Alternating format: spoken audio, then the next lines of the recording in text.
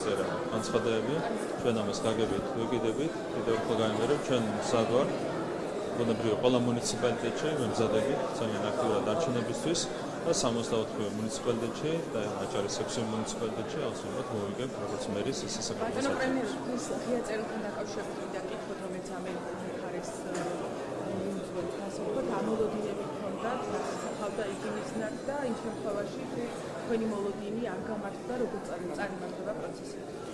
ჩვენ გვაქვს შეთავაზება ამერიკული ხარის მიმართ ეს შეთავაზება რა გზის გავაჟღერეთ მათ შორის ჰქონდა არაღია კომუნიკაცია ასე ვთქვათ ასევე საჯარო განცხადებები ჰქონდა მანამდე გაკეთებული მასთან დაკავშირებით რომ ჩვენ ვართ სრულად მზად ურთიერთობების გადატვირთვისთვის და ველოდებით ჩვენ ხუთერ ნამიჯებს რეალურად ძირითადად იგივე გზავნილი იყო გაფორმებული ჩემს ღია წერილშიც ჩვენ ველოდებით შემოხვედრ ნამიჯებს ამას ელოდება რა თქმა უნდა ქართული საზოგადოებაც თუ არ გადაითმება შემოხვედრი ნამიჯები ეს იქნება იმის უყვარი ნიშანი რომ deep state ინარჩუნებს უპირატესობას ახალი ადმინისტრაციის მიმართ რაც იქნება ძალიან სამწუხარო თუმცა ჩვენ გვაქვს ოპტიმისტური მოლოდინი გვაქვს იმედი რომ ტრამპის ადმინისტრაცია აღმოჩნდება უფრო ძლიერი ვიდრე deep state შეასუსტებს deep state ამ შემთხვევაში მე ვფიქრობ რომ გადმოიდგება უკვე შემოხვედრი ძალიან კონკრეტული ნაბიჯები ახალი ადმინისტრაციის მხრიდან ჩვენ ვიქნებით ამისთვის რა თქმა უნდა მზად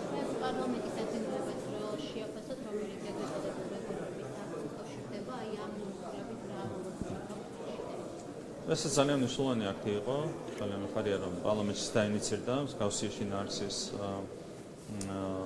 პროექტი და ახაც არის ასახული ჩვენი დამოკიდებულება ხო ჩვენ კიდევ ერთხელ გამოვხოთ სათქმნას იმისა რომ გადაიტვირთოს ურთიერთობები ჩვენ ართ აბსოლუტურად მზად ამისათვის და ვართ მოლოდინის რეჟიმში ნახოთ რა ნაბიჯები გადაითმება ამერიკული ადმინისტრაციის მხრიდან ჯონ უილსონის თანამდებობით წერილით თხოვენ ეუთოს საპარლამენტო ასამბლეას რომ აჯითავი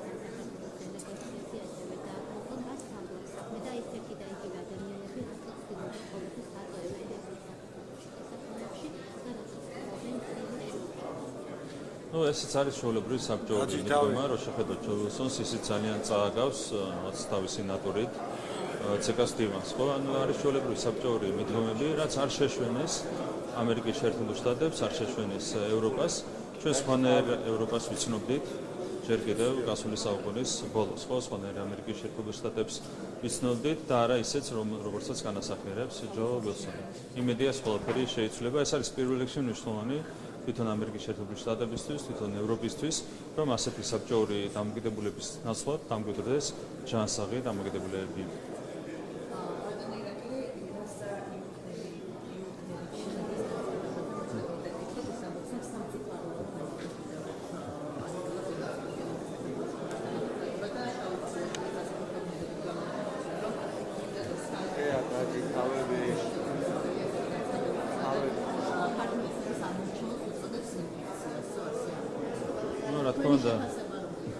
ალბათონი რასაც არის ამ საბჭოური მიდგომების ერთ-ერთი გამხმოვანებელი და ნუ აქაც იგივე ტიპაჟია ხო ჯო უილსონი ალბათონი რასა არის აბსოლუტურად ერთნაირი ტიპაჟი პირდაპირ გამოშვების ცეკას სულისკვეთება ამ ადამიანებისგან პოსტსაბჭოთა რესპუბლიკას წარმოადგენს ალბათონი რასა და როგორც ჩანს ვერ გამოვიდა საკუთარი საბჭოთა გამოცდილებიდან რაც არის ძალიან სამწუხარო. ჩვენ გვჭირდება სამართლიანი მიდგომა, ჯანსაღი მიდგომა, რასაც ვერ ხედავთ ასეთი ადამიანების მხრიდან. ის ნამდვილად არის დიქტატორ სააკაშვილის მეგობარი, მასთან მეგობრობდა ჯერ კიდევ მაშინ, როდესაც იყო სააკაშვილი რეჟიმის ხელმძღვანელი და აგრძელებს ამ მეგობრობას დღემდე, რაც ყველაზე კარგად ახასიათებს ამ ადამიანს. ალბანეთში ვიზიტით როდესაც რა გზავნებები ჩვენ ყოველ ჯერზე ასეთ ვიზიტებს ვიყენებთ იმისათვის, რომ ვესაუბროთ ჩვენს ეროვნულ საკითხებზე, საკონსულო სახელმწიფოებრივ საკითხებზე, ჩვენს პარტნიორებს. არის ერთდღიანი ფორმატი, სადაც ვალიმაგდის რეჟიმში მექნება გზავნილების გაშღერების საშუალება და ასევე მაქსიმალურად გამოვიყენებთ არაფორმალურ ფორმატებს იმისათვის, რომ შესაბამის ლიდერებს ვესაუბროთ საქართველოსთვის მნიშვნელოვან ყველა საკითხზე. ჰერჩინსკის გზავნილებზე რაც ვეტყვით, ჰერჩინსკის გზავნილები კრიტიკა როგორია პასუხი ამ შემთხვევაში? ну მას არაძლევენ საშუალებას რომ იმუშაოს როგორც ელჩი. ეს არის ერთი კონკრეტული შეფასება, რაც მინდა გავაკეთო. ის არის ძალიან მძიმე მდგომარეობაში, აკეთებინებენ ისეთ განცხადებებს, რომელიც ძალიან მძიმედ აისახება მის იმიჯს და ქართული საზოგადოების თვალში. ძალიან ტრაგიკულია, ძალიან სამწუხაროა ეს ყველაფერი. მე დარწმუნებული ვარ, რომ ბატონ ჰერჩისკის უნდა ელჩობა საქართველოში, თუმცა მას Deep State არ აძლევს სამწუხაროდ ამის საშუალებას. უმუშევრობის დონე 2024 წელს არის შემცირებული 2023 წელს შედარებით, ასევე დასახლებულება არის განხილული თქვენი შემოსება როგორ მთლიანობაში ამ მხოლოდ ბოლო 3 წლის განმავლობაში რო ავიღოთ 2022, 23, 24 წლები ჩვენს ქვეყანაში შეიქმნა 195,000 ახალი სამუშაო ადგილი. ეს გამოიწვია რა თქმა უნდა სწრაფმა ეკონომიკურმა ზრდამ. ეს ყველაფერი გვაძლევს ასევე ოპტიმისტური ბოლოდინის საფუძველს სამომავლო წლებთან დაკავშირებით. როგორც მოგეხსენება, ჩვენ საარჩევნო პროგრამაში იყო ასახული ამბიციური მიზანი ამ კუთხით. ჩვენი ამბიციური ამოცანა, რომ დამატებით 4 წლის განმავლობაში შექმნათ 200,000 სამუშაო ადგილი, რაც ნიშნავს იმას, რომ უმუშევრობა უკვე 4%-იან ნიშნულს ჩამოსდება. ეს არის აბსოლუტურად რეალური. ჩვენთვის თავარია, რომ შევინარჩუნოთ სტაბილურობა, მშვიდობა ჩვენს ქვეყანაში, შევინარჩუნოთ ეკონომიკური ზრდის სწრაფი ტემპი. ამ შემთხვევაში ეს მიზანი არის აბსოლუტურად მიღწეული. ბატონო ირაკლი, წინა ჩამოსვლაზე სულ ცოტა ხნის წინ ქვეყნის ღალატზე საუბრობდი და მე მაინტერესებს რა ქვია იმას, როდესაც ჩვენი ქვეყნის წარმომადგენელი, საქართველოს წარმომადგენელს იწვევთ, უკან ხარს უჭერთ, ზურაბ ოლიგაშვილზე ვსაუბრობ, ხარს უჭერთ სხვა ქვეყნის წარმომადგენელს, არსებითი მნიშვნელობა შესაძლებელი არც აქვს, თუმცა გავრცელდა ინფორმაცია, რომ ამას აკეთებთ იმის გამო, რომ ბაჩიაშვილი გადმოგვცეთ არაბთა გაერთიანებმა საამიროებმა, თუმცა მე მაინტერესებს, რატომ გაიწვიეთ, რატომ არ დაუჭირეთ ხარს ზურაბ ოლიგაშვილის გადაწყვეტას და ვინ იყვნენ ის ელჩები, რომლებზეც გუშინ საუბრობდით და რომლებიც დაიბარეს და რაღაც საქმეები ურჩიეს. ძალიან შორსახვედე სპეკულაციებში, რაც შეეხება ელჩებს, მას მე ვერ დავაკონკრეტებ, იმიტომ რომ დახურულ რეჟიმში ხდება ხოლმე ელჩების დაბარება და უკმაყოფილების გამოხატვა იმასთან დაკავშირებით, რომ ამ შემთხვევაში ჩვენ მესამე ვადით დაუჭერეთ ხარი კონკრეტულ კანდიდატურას. საუბარი კონკრეტულ ელჩებზე, საქართველოს ელჩებზე, რომელიც დაიბარეს და რომლებსაც ამ კუთხით თერფერი ანგარიში მოთხოვეს. რაც შეეხება კანდიდატურის არ მაქვს ამის უფლება, იმიტომ რომ ეს არის დახურულ რეჟიმში გამართული შეხვედრები. ამის უფლება ჩვენ არ გვაქვს, უბრალოდ სამართლებრივად არასწორია ამის გაკეთება, იმიტომ რომ ეს არის დახურულ რეჟიმში წარმართული შეხვედრები. რაც შეეხება ზოგადად ამ თემას, რაც ისეთი ახმა აქვს ვიღაცეებს, რომ ჩვენი ხელისუფლება კეთილშობილებიდან გამომდინარე, კეთილშობილი დამოკიდებულებიდან გამომდინარე იმსახურებს უდიერ დამოკიდებულებას ვიღაცებს აქვთ ამის სახმა, რომ შეიძლება თავში ჩაარტყან ხელისუფლებას და იქიდან რეაქციაც არ უნდა მიიღონ. ჩვენ რა თქმა უნდა თავში შარტყმით არ უპასუხებთ, მაგრამ ასეთ ქმედებებზე ყველა მიიღებს შესაბამის პასუხს. და სწორედ ამას ეფუძნებოდა ის გადაწყვეტილება, რომელიც იქნა მიღებული. არაფერ კავშირში არ არის ეს გადაწყვეტილება არაბთა გაერთიანებული საამიროების წარმომადგენლის ხარდაჭერასთან თუ რომელიმე სხვა კანდიდატის ხარდაჭერასთან. ჯერ იქნა მიღებული გადაწყვეტილება კანდიდატურის მოხსნის თაობაზე და შემდეგ მივიღეთ გადაწყვეტილება კონკრეტული კანდიდატის ხარდაჭერის შესახებ. არავითარი კავშირი არ არის ამ ორ მოვლენას შორის.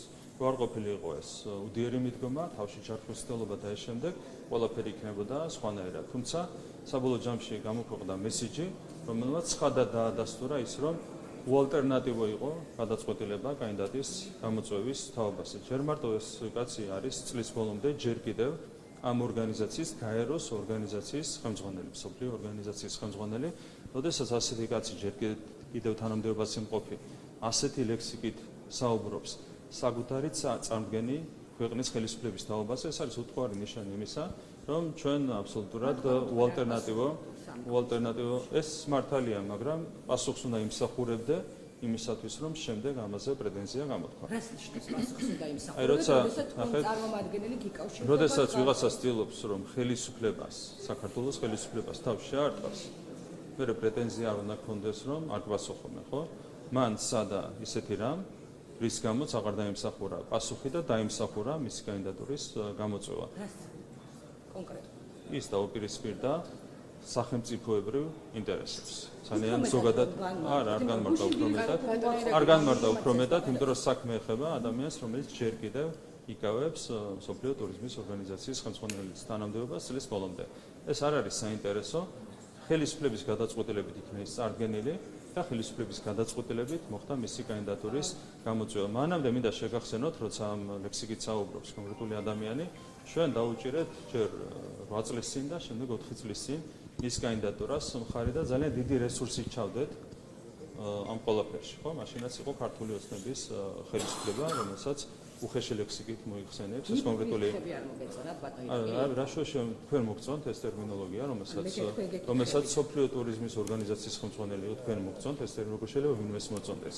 ხო, ანუ ამით ხო დაამტკიცა მან, რომ უალტერნატივო იყო გადაწყვეტილება მისი გამოწვევის თაობაზე. შესაბამისად, ჩვენ მხრიდან ღალატი იქნებოდა ამ კანდიდატურის არ გამოწვევა, ხო? ეს იქნებოდა ქვეყნის ღალატი, ჩვენი სახელმწიფოს ღალატი. როცა ვიღაც ცდილობს, რომ სახელმწიფოს ჩაარტყას თავში, ამას ჭირდება შესაბამისი რეაქცია. არჩევნებისთვის მზადებაზე რა შეგიძლიათ გითხრათ? ვემზადებით. 4-9-ვერია დარჩენილი არჩევნებამდე. ჩვენ მუშაობთ პირველ რიგში იმისათვის, რომ წარვადგინოთ მერობის კანდიდატები 64 მუნიციპალიტეტში, ასევე საკრებულოს ევროპის კანდიდატები, სამზადისი უკვე დაწყებულია, ძალიან მალე გამოიკვეთება უკვე სიები ამ მიმართულებით და გარდა ამისა, ბუნებრივია ჩვენი პარტიული რესურსი თავიდან ბოლომდე იქნება მობილიზებული იმისათვის, რომ მივახციოთ კონკრეტულ შედეგს და ეს კონკრეტული შედეგი არის ერთადერთი 64 მერი, 64 საკრებულო, ხო, ეს არის ჩვენი უპირობო ამოცანა და მე ვარ დარწმუნებული მათ შორის საერთო კონტექსტის გათვალისწინებით, რომ ამ წარმატებას აუცილებლად მივახცევთ. ჩვენ გვაქვს ასევე პარტიული რეიტინგები, რომელიც არის გაზრდილი წარმოიდგინეთ საპარლამენტო არჩევნების შედეგებთან შედარებითაც კი. აქედან გამომდინარე, ვარ დარწმუნებული, რომ 64 მუნიციპალიტეტში მოვიგებთ როგორც მერის, ისე საკრებულოს არჩევნებს.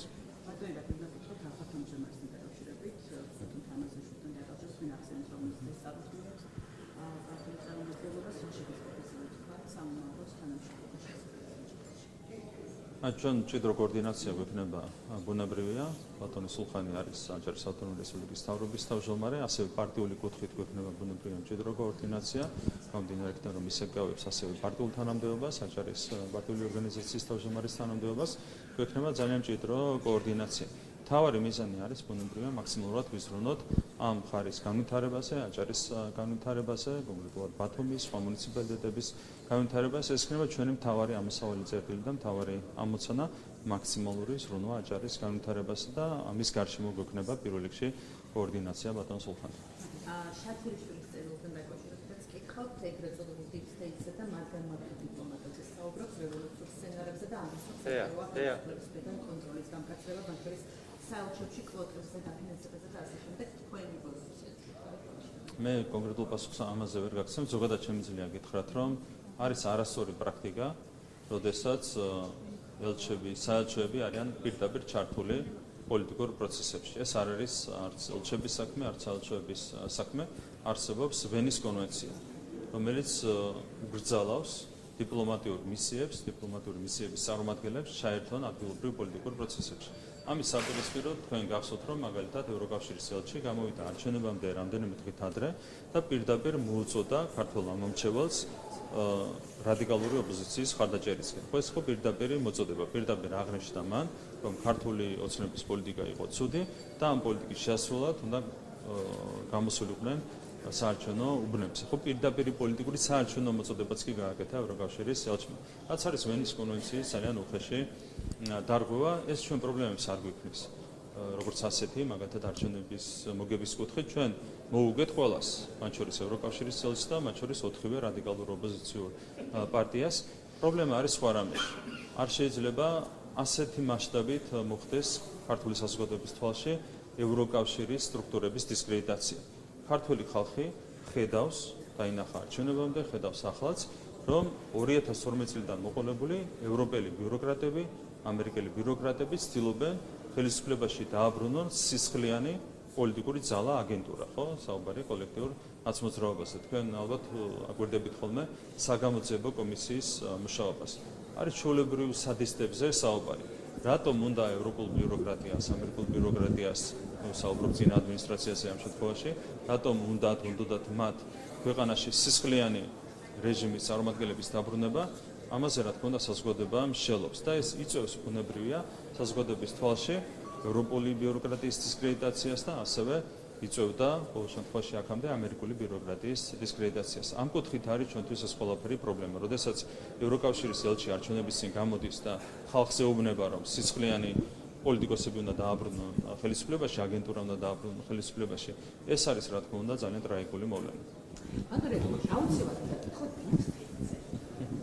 გეუბნებით რომ არ მაქვს იმდენად მაღალი IQ ეს თქვენ ლაპარაკობ რომ ეს სხვა წარმოდგენა ამ მიხსენით რა არის ეს გლობალური ომის პარტია ჩააჩოჩა, გააქრო, გადაიბარა, მემკვიდრია.